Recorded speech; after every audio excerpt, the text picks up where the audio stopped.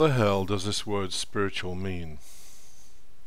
It's used very, very frequently in New Age circles, in all sort of subculture, where the idea that we can somehow use various practices and knowledge to understand our own reality and the reality of the universe without really doing any hard work.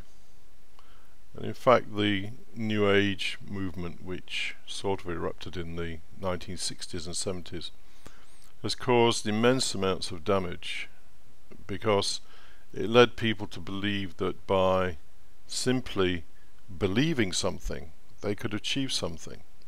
It's like telling people, well, it was like, the most recent, one of the most recent things is this thing called The Secret, where you literally just have to imagine what it is you want, and hey presto, it's going to come about. So you imagine you've got $1 million, you do absolutely no work for it whatsoever, and hey presto, $1 million will appear.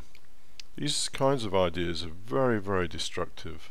They tell people that they don't need to make any effort, either in their life or within themselves, and that they can achieve significant things.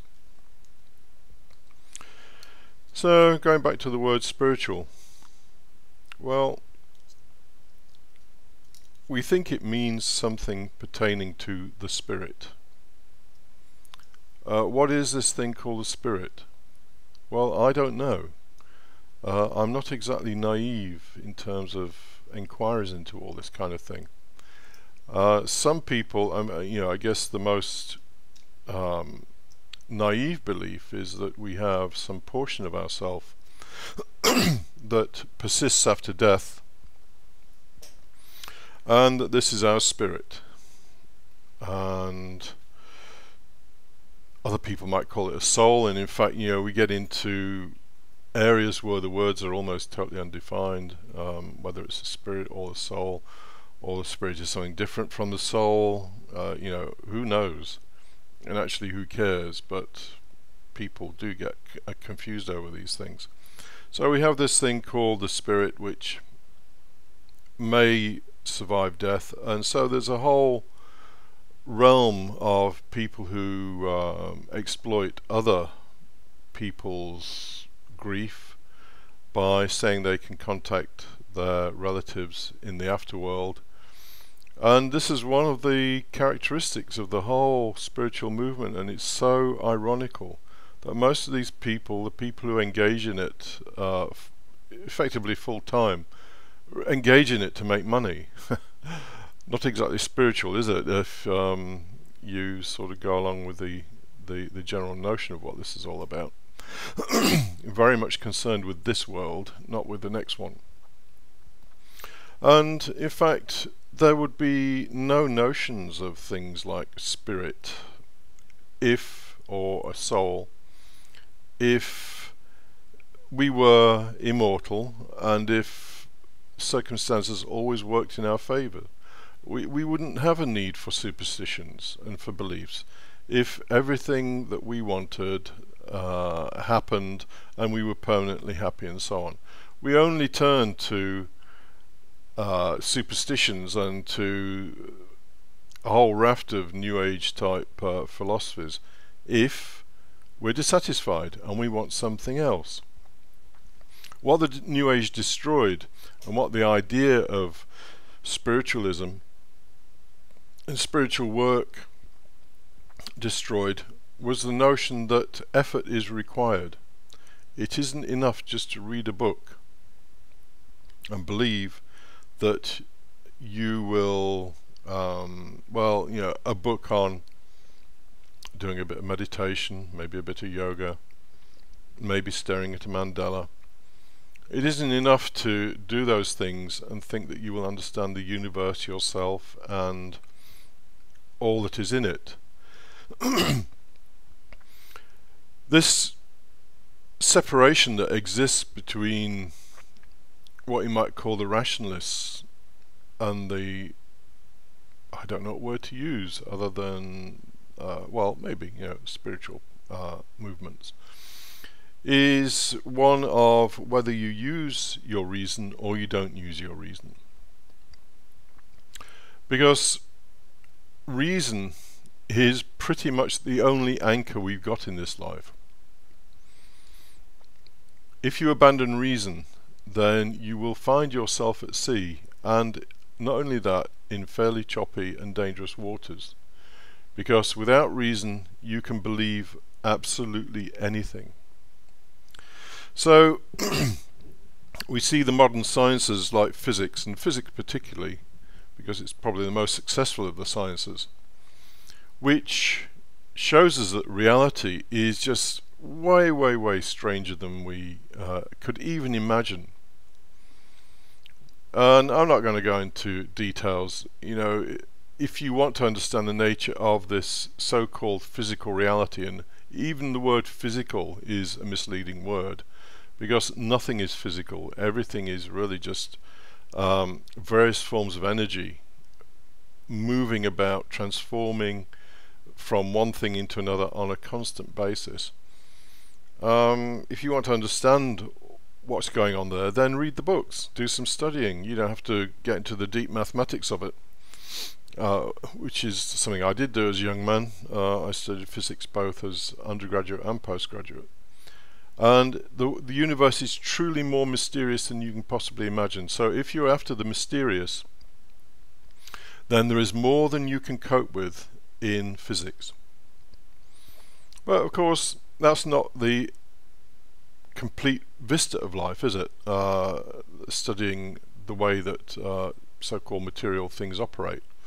We want to understand our emotional nature and our emotional life. Well, if you want to do that, then start looking at some other philosophers and the more what's the word, eminent psychologists. So Spinoza, for example, 17th century philosopher. If you want to understand the emotions, then read his work called The Ethics. It's not easy. It will take years to understand it. But when you understand it, and you understand the nature of life and human beings and the way that animals operate, then that knowledge will, to some extent, sort of set you free. There is that saying, isn't there? The truth will set you free. Well, we're talking about truth. We're not talking about mystical mumbo jumbo. The truth will set you free. If you study something like Spinoza, or maybe Gestalt therapy, which is a more recent thing, then you come to understand why people are behaving as they do behave. You understand your own emotions, maybe how you can deal with some of your own pains, your emotional pains. And it's there to be done. It requires work. Now, the alternative, of course, is that you sign on for someone like Eckhart Tolle. And I'm not decrying Eckhart Tolle. He says some really interesting and useful things. But the bottom line is, what he seems to fail at almost completely is transferring his knowledge to other people. He clearly had some kind of eureka moment when he decided that the misery that was within him was something that he didn't want to identify with anymore. But we all come to this in our own way. To have someone setting it up as a formula that you can follow is, in my opinion, it's misleading at least, and it's just downright fraudulent at the worst, because it doesn't happen like that. Everyone comes to their own understanding, and to try and set out a formula that people can follow is just is not the right thing to do. Interestingly enough, I saw a guy in the UK, I won't mention his name, but he set himself up as a sort of Eckhart Tolle lookalike. Very nice, understated surroundings, the mandatory bowl of flowers on a table, while his group is, ask him supposedly pertinent questions, and he gives them his wisdom. And I'm not saying there's no wisdom there. There is some wisdom there, but the idea that he has a formula to sell, and that people can use this formula and bring about their own understanding of life and improve their own happiness, is, in my opinion, almost totally misleading. The word charlatan comes to mind, but it's a bit harsh. Having said that, if you go to this guy's website, it's all about money.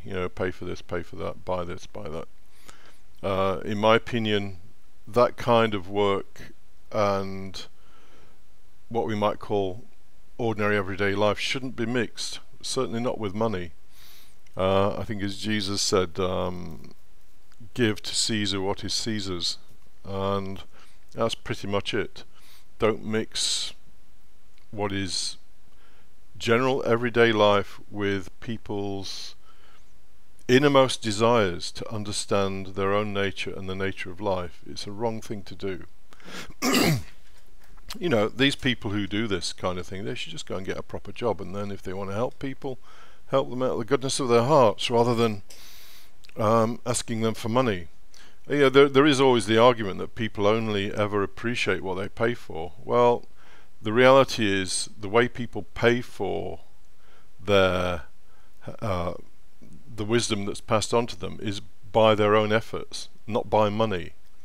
I think the whole New Age and spiritual movement need to understand that, and I think if they did understand it and started to adhere to it, you'd suddenly find that there really wasn't many people wanting to do that kind of thing. Anyway, I've dealt with understanding the universe. Read popular science books on physics. It will astonish you. If you want to understand your own psychology, what makes you happy, what makes you unhappy, read, well, I'd say particularly Spinoza, but also something like Gestalt. I think it was Frederick Perls who started the Gestalt movement. And there are other things, maybe read Jung. It's all out there. All because these people don't wear saffron robes and sit in meditative positions and burn joss sticks doesn't mean they've got nothing to offer. The wholesale rejection of Western philosophy and Western achievements by so-called spiritual people is ridiculous, utterly and totally ridiculous. So what else is there left? Well, after understanding ourselves and the nature of the universe, maybe we want to move on to slightly more esoteric topics, such as what is the nature of existence? Again, it's all out there. Read Bishop Berkeley, read Spinoza, read any number of the Renaissance philosophers. They got a lot to say about all this. The thing to emphasize in all of this is that nobody's going to do this hard work for you. And you might be saying, well, all of this is about acquiring, more information in my mind. No, it isn't. It's not about acquiring more information, it's about acquiring more understanding. And actually some of this understanding goes into what I would truly call metaphysical areas that will change your life. Metaphysics has a bad rap these days. The scientists particularly dismiss metaphysics, and yet every statement they make is loaded with metaphysics. It's the most ironical thing. So there we go. It's all out there. You have to find it all yourself. Nobody, it's just the way it works. No one can pass on to you ready-made understanding and, to use that awful term, enlightenment, because it's just not a commodity you can pick up and buy by going to some 2-week workshop somewhere and paying a couple of grand. So what is the nature of spiritual work? well, forget about the nature of spiritual work. Forget about all the New Age stuff. What we're talking about here is the nature of the work of understanding, because understanding will bring other things with it. So understand yourself, understand the universe, understand the nature of your existence and the existence of this amazing world we find ourselves in. And that will give you the payback that you're looking for. Not that we should do it for payback, we should do it because we love doing it. But anyway, good luck with your search, and for goodness sake, do not buy into all the spiritual mumbo jumbo that is being sold these days.